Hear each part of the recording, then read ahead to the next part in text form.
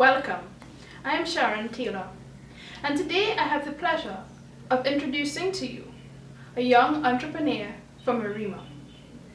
He is Luke Lashley of the Artistic Revolution. From a very tender age, Luke has been involved in art and design, fashion, wine production, and photography. Welcome to the revolution. Mr. Lashley, tell us a little about yourself. My name is Luke Lashley. I'm an artist, a designer, fashion designer, winemaker, and photographer. Are you a student of the University of the West Indies? Yes, I am. When are you graduating? Expected to graduate between 2014 and 2015. Here I have a new flavor of wine out in the market of Lashley's exotic wine, 4F. I haven't had the pleasure of tasting this yet, but I've tasted quite a few blends. What can you tell me about the 4F? Well, the 4F wine consists of 4 flavors: mango, Portugal, Pomerac, and Pomsity. It was produced in 2009, which is part of the last batch from that year. Oh, that's something that I've noticed about your wine production. I mean, very few local homemade wine producers actually age their wine for any considerable amount of time. This one has actually been aged for 4 years, and I find that quite impressive. Is that one of the things that contributes to the extreme clarity of the wine? The taste, the boldness of the taste? Yes, the longer it stays is the more it cures, and the more distinct taste that you get as well with it. Give me a little history, a very short history, about your wine production. Where did you learn how to produce wine? From whom did you learn how to produce wine? I learned how to make wine from my grandmother, which is from a tender age, by the age of 12 going on to 13, right? It's part of a tradition that I picked up. Okay. What was her name? Elmer Henry. This level have reached international standard, and I plan to take it even further and have it on the shelves of Trinidad and Tobago, and then later on to do exporting. Okay. Now, I noticed also that you're wearing a very interesting t-shirt under your jacket there. Oh yes. You produced this yourself, didn't you? Yes, I have. To me, it looks a little like tie-dye, but of course I have an untrained eye. What method did you use to produce this t-shirt? Well, by using the same tie-dye technique in the tying process, Okay. and I pour bleach onto the material to give it a kind of dynamic effect, right? I also use a normal black t-shirt, must be 100% cotton. So, a lot of people believe that art can't make you money, that it makes no sense being an entrepreneur connected to art, because there's no money in selling paintings, making cushions, no money at all in art and design. What do you have to say to those people? What do you have to say to your detractors? What do you have to say to young people who want to follow the same path that you have followed? Well, having like different students on the CXC level do interview with me, I always try to encourage them to never give up, right?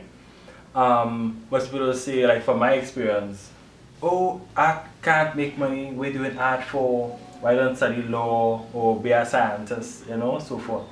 I just say, no, I am going to prove a lot of people wrong, right? Even though Trinidad and Tobago usually gravitate to the art and design a lot, apart from abroad.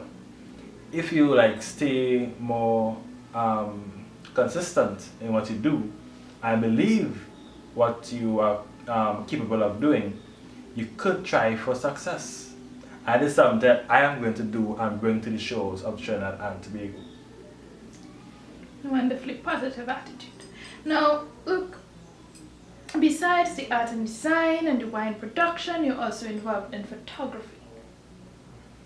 Tell me a little bit about that.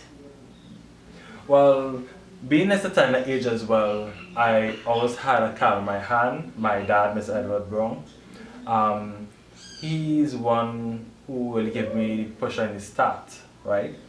And since then, I've taken that photography to another level in doing a lot of work for fashion weeks and for charity events, weddings, portraits, nudes, street photography as well.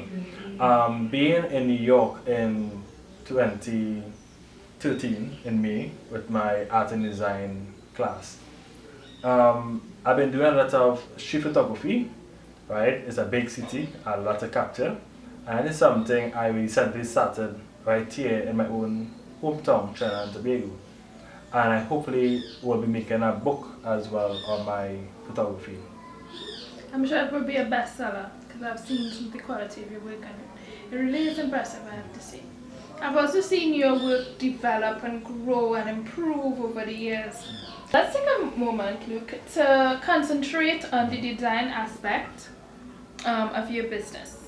This is a very beautiful throw cushion that I've had my eye on ever since I've been here.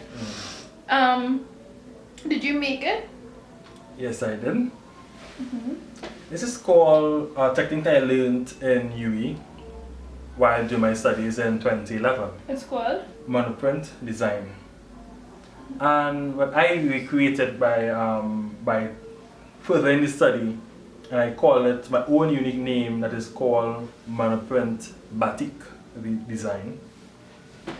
From doing my final project in 2011, my mother was very fascinated about this design, so I took it to the next level to create the set of cushions for her, chocolate cushion designs for her Christmas in 2012.